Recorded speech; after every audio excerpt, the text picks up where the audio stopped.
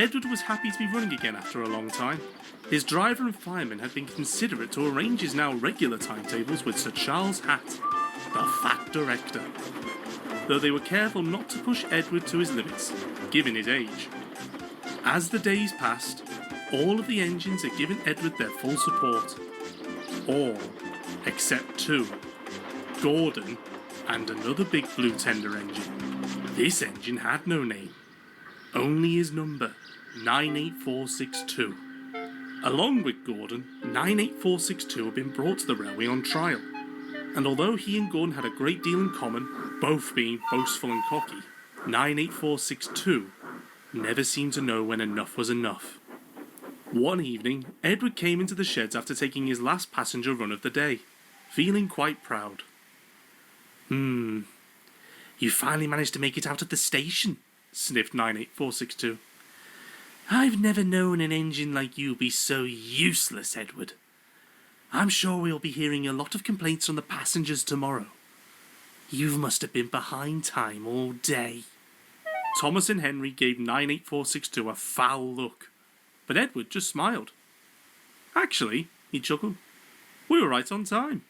I'm happy to be feeling useful again. The passengers seem to agree.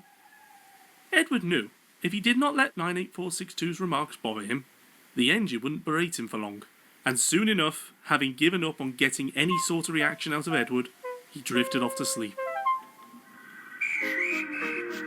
With Edward now running passenger trains more regularly, the Fat Director had extended the timetable to run later into the evenings.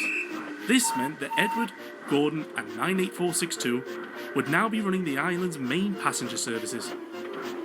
Edward had his doubts, but he was determined to work his hardest. Fortunately for him, he ran the loop line, so he only saw the two big blue engines at the junction.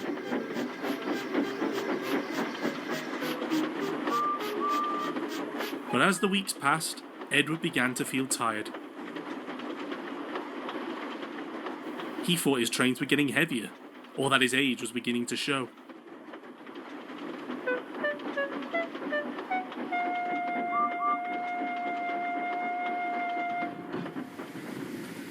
Thomas and Henry noticed this. Can we be of any help? Asked Henry kindly.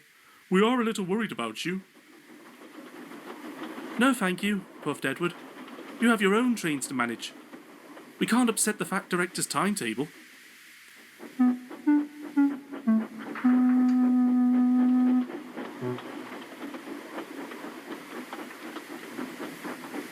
Little did the engines know, 98462 had been listening and had started making a plan.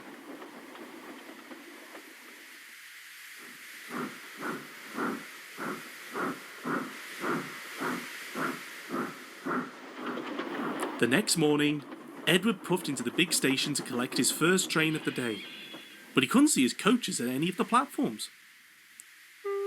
Thomas must have woken up late again, he thought. But before he could think of anything else, 98462 came huffing into that platform, with Edward's coaches coupled to his own. Edward couldn't believe his eyes. No need to fret, 98462 puffed smoothly. I'll be taking your train today. After all, given your state, we can't upset the Fat Director's timetable. And before Edward could say another word, the guard's whistle blew, and the sound of 98462's cackled laughter drowned his puffs as he steamed out of the station. Just as Thomas arrived, he had seen everything. You shouldn't let him treat you like this, Edward. It's not doing you any good.